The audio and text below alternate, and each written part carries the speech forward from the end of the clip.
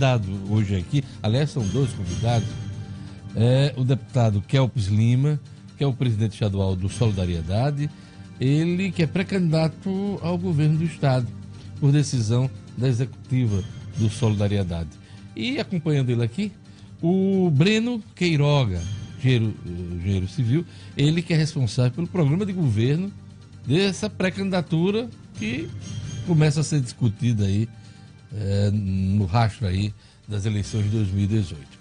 Bom dia, Kelps. Bom dia, Diógenes. Bom dia a todos os ouvintes da 96. Bom dia especial para o O'Hara e para a Gerlane, que embelezam o seu programa, né? Porque se fosse só você, o negócio estava meio complicado aqui. Olha, quando o cara é pré-candidato a alguma coisa, ele já veio aqui umas 200 vezes e nunca se fez esse alamaleque todo. Não, queria mandar um abraço também.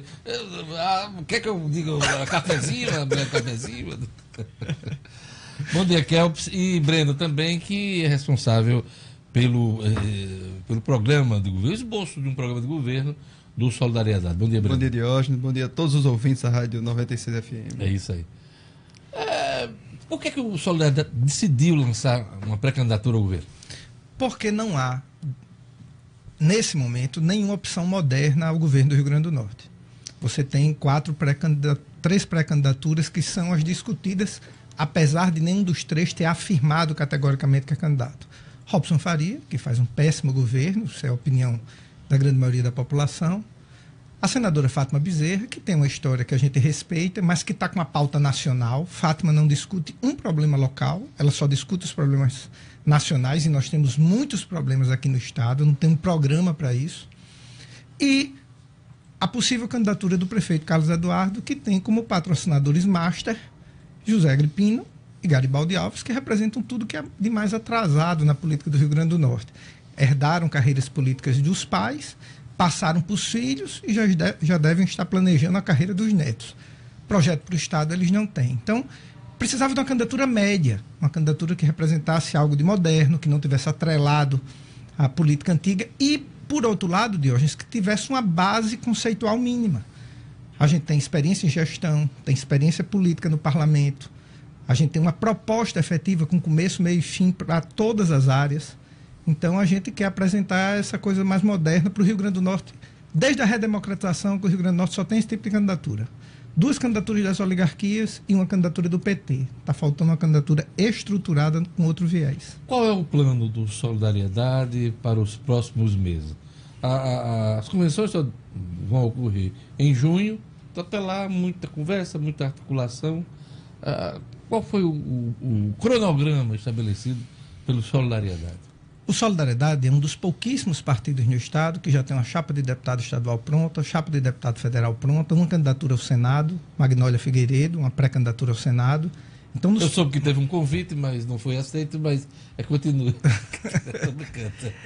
Nos próximos 60 dias, a gente começa esse final de semana os encontros regionais de partido. Sexta-feira no Trairi, sábado no Potengi, e segue assim até o dia 17 de abril. Você vai viajar todas as regiões, né? Eu, Breno Queiroga, apresentando o plano de governo, Magnólia Figueiredo, os candidatos, apresentando uma proposta para o Rio Grande do Norte e, claro, recebendo sugestões, porque isso não tem pacote pronto. Né? Você tem que debater com a sociedade, em especial as peculiaridades regionais. E nós vamos apresentar os 3 eixos que nós acreditamos que são fundamentais para o Rio Grande do Norte iniciar o processo de reconstrução. Eu informava ontem que o partido vai avaliar sua pré-candidatura nos próximos 2 meses, Isso. 60 dias, nas pesquisas. O senhor não vai ser já colocado nas pesquisas a partir de agora? Já vai ser colocado a partir de agora.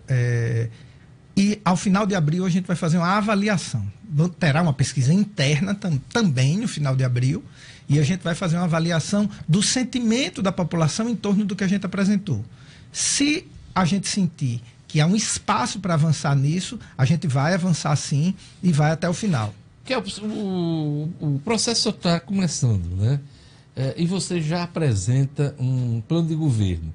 Não é cedo para isso? E depois eu queria ouvir o Breno, o que é que consta nesse plano de governo. Diógenes, dizer isso com muito jeito para não aparentar algo diferente do que é. A gente estuda gestão pública todo dia, Diógenes.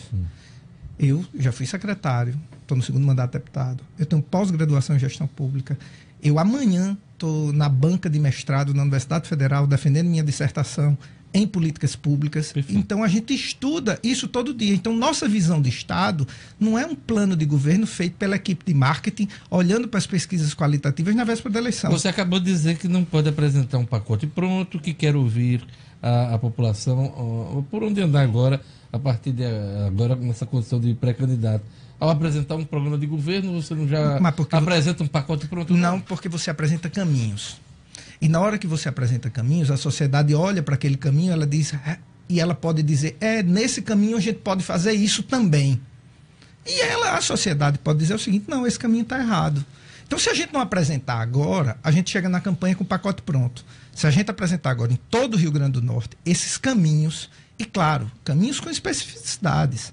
Se você perguntar sobre transporte, a gente vai dizer o que a gente acha, com começo, com meio, com fim, e de preferência com o custo desse processo no final. Breno, quais são os 3 eixos desse esboço de plano de governo? O principal eixo, são 3 eixos. Um deles é a modernização da gestão pública, né, que é um que a gente está se aprimorando agora. O outro é o desenvolvimento econômico vinculado à educação. E o terceiro eixo é a questão da prestação de serviço de qualidade, né? Dentro dessa questão da modernização pública, nós temos feito um diagnóstico exato da máquina pública do Estado do Rio Grande do Norte e tem permitido que a gente tenha com muita clareza o que tem que fazer em cada unidade de atendimento. É uma máquina envelhecida. É uma máquina envelhecida, pesada, mas no programa de solidariedade nós temos uma ação dentro desse programa que ele permite, vamos dizer assim, equacionar as contas da máquina pública, que é o nosso programa de melhoria de qualidade e do acesso aos serviços públicos no estado do Rio Grande do Norte. Esse programa ele tem 4 viés principais. O primeiro é tecnologia de informação. Tudo que você ouvir falar do plano de governo do Solidariedade vai estar vinculado à tecnologia de informação. O segundo ponto desse programa é a transparência. Sempre que você ouvir falar do plano de governo do Solidariedade, a gente vai estar falando de transparência. O terceiro ponto é a padronização. Diógenes, tem coisas gritantes no estado do Rio Grande do Norte. Nós temos, por exemplo, hospitais regionais que fornecem o mesmo serviço, que tem o dobro do quadro de funcionários. Nós temos escolas públicas que têm a mesma quantidade de alunos e que têm o dobro de quantidade de funcionários da outra. Isso afeta a eficiência, e isso é o que tem causado o caos na gestão pública do estado do Rio Grande do Norte. Essa parte administrativa e as demais, só eu queria que você detalhasse. Para concluir o último ponto, que é a questão de metas gratificadas. Então, todas as ações do governo do estado do Rio Grande do Norte, elas, no nosso projeto, elas são vinculadas a esses 4 eixos. Dentro desses 4 eixos, aí você vai poder implementar isso em todos os CNPJs de administração direta e indireta do nosso estado. Você falou nos 2 eixos. Eu queria que você detalhasse. A parte administrativa você falou agora, né? E os demais? Com relação ao desenvolvimento econômico, o Solidariedade, nós temos uma visão, e isso é uma coisa que nós temos que discutir com a sociedade, de que o Estado ele tem que ser grande apenas aonde ele tem que ser grande. Não adianta o Estado querer fazer uma atividade que não é de sua alçada, que ele vai terminar comprometendo as suas outras linhas de ações. Eu vou dar um exemplo claro da educação, onde nós temos o 2º pior IDEB do ensino médio do país. Não é à toa que nós temos também... Que é o índice que mede a qualidade da educação do ensino médio. E não é à toa que nós somos também o 2º estado mais violento do país, perdendo apenas para o Espírito Santo nos 2 casos. Você acha que uma coisa está ligada Então, com certeza, isso fica bem claro que isso está ligado uma coisa a outra. Outro dado importante, quando você pega essa questão do desenvolvimento econômico do nosso estado, é que o estado não tem a menor condição de apoiar os empreendedores. Nós temos hoje 60% das estradas do nosso estado em péssimo estado de conservação. 60% das estradas não têm capacidade de escoamento. Então, o empreendedor que quer abrir uma empresa no estado do Rio Grande do Norte, ele não vai conseguir por causa disso. Mas ele tem outros limitantes também. Por exemplo, ele não consegue abrir o seu empreendimento durante o horário convencional por causa da violência. Ele não tem recursos humanos, a gente acabou de falar do ensino médio, metade dos alunos que entram no ensino médio não saem do ensino médio. E aí algumas pessoas vão dizer, falta de recurso. Existe sim falta de recurso, mas principalmente é ingerência. Rapidinho o terceiro eixo, o que você falou. A prestação do serviço de qualidade. quando você implementa essa questão do plano, você automaticamente já gera um serviço de qualidade à população. Então, nós temos hoje, dentro da questão da tecnologia de informação, eu vou dar um exemplo também na questão da segurança, nós temos um roubo de veículo por hora no estado do Rio Grande do Norte, foi caracterizado há pouco tempo. Isso é dado estatístico, né? Dado estatístico, né? Que a gente tem que avaliar. Mas você veja que não existe um procedimento padrão de inquérito. E se você perguntar hoje ao estado do Rio Grande do Norte quantos desses roubos foram investigados, ele não vai saber sequer te informar. Quase nenhum. E não sabe informar. Apenas uma delegacia, 2 delegados para informar e analisar tudo isso. E essas soluções que o Solidariedade propõe, elas já foram implementadas em outro estado. Por exemplo, São Paulo implementou o inquérito digital e conseguiu um resultado maravilhoso nesse aspecto. Então, quer dizer, os exemplos estão aí, né? Exatamente. Kelps, então já deu para ter uma noção desse esboço de governo, proposta de governo. Eu lhe pergunto, do ponto de vista político, qual vai ser sua preocupação a partir de agora? Em termos até de articular outros apoios. Não tem nenhuma preocupação agora com a articulação de outros apoios. Se a sociedade não comprar ideia, a gente não vai fazer diálogo agora de gabinete fazendo acordo com chave político. Não, o Solidariedade não tem essa preocupação. Não, eu pergunto isso porque você já foi procurado por outras lideranças, candidatos majoritários de outros partidos. Quase todos os candidatos majoritários, grupos ligados às candidaturas que já foram postas aqui, já nos procuraram. E o que é que a gente tem dito? Todos eles? Olhe... Boa parte. Pelo menos um representante de cada um. E depois de sexta-feira, então, meu telefone não parou de tocar. E a gente disse, não, se a gente quer apresentar um projeto diferenciado, a gente só tem uma chance, não fazer do mesmo jeito. Então a gente não vai topar esse tipo de conversa. A gente vai se conectar com a sociedade. Se a sociedade topar, porque a sociedade pode não aceitar. Então vocês vão de chapa puro sangue do Solidariedade? Pode ser que sim. A gente espera que não. Mas a gente só quer se conectar com quem queira fazer efetivamente diferença. Porque hoje, se isso fosse tão importante, e aqui nenhuma similaridade da minha forma de pensar o mundo da dele, Bolsonaro não estava em primeiro lugar nas pesquisas depois de Lula. Então a sociedade, ela quer um projeto, ela quer um sentimento, ela quer um caminho. As alianças têm que ser feitas em cima desse caminho e não de trás para frente. Então, a gente vai se conectar com a sociedade, mostrar que a gente tem preparo, qualificação, experiência. Breno já foi prefeito, eu já fui deputado 2 vezes, a gente conhece a máquina pública. Do município de Breno? Olho d'Água. Olho d'Água do Borges. Já prestou assessoria a mais de 50 prefeituras no Rio Grande do Norte, então há uma bagagem em torno disso. Nós somos relativamente jovens, estou na faixa de 40 anos, né? Eu tenho 46 anos, mas com uma larga experiência acadêmica, experiência política no parlamento, experiência de gestão no executivo e tendo uma visão de que é necessário fazer uma mudança profunda. Essa mudança tem trauma, não tem ilusão não, Diógenes. Só para concluir, a maior obra que o próximo governador pode fazer, ela não é física, ela é de gestão e cultural. Se o próximo governador aprumar a gestão, botar ela no novo caminho e colocar a sociedade para entender que esse novo caminho vale a pena e viabiliza o Estado, ele já vai ter feito muito, mesmo que ele não suba um muro de 0,5 metro de obra. Qualquer gestor nesse país, seja no plano federal, estadual ou municipal, que assumir hoje uma máquina pública, vai ter que encarar um duro ajuste fiscal. Há ambiente político para isso? Para o futuro governador do Rio Grande do Norte, ou mesmo, se ele for reeleito, encarar essa questão de um ajuste fiscal duro e que possa realmente ser eficaz? Ambiente há, mas só se faz isso com liderança e qualificação. Vou dar um exemplo, o atual governador. Como ele não tem nenhum preparo em gestão, todo dia alguém vai no ouvido dele, dá uma ideia maravilhosa e ele adota. Como ele não sabe o que está fazendo, quais são as consequências disso? Além de todo esse desastre que a gente está vendo, vou dar 2 exemplos claros para a população. O governador do Rio Grande do Norte é o único do Brasil que veta projeto dele mesmo. Ele apresenta o projeto, como apresentou agora do Abono, e não foi o primeiro, não. O projeto é aprovado à unanimidade e ele mesmo veta, porque ele não tem projeto.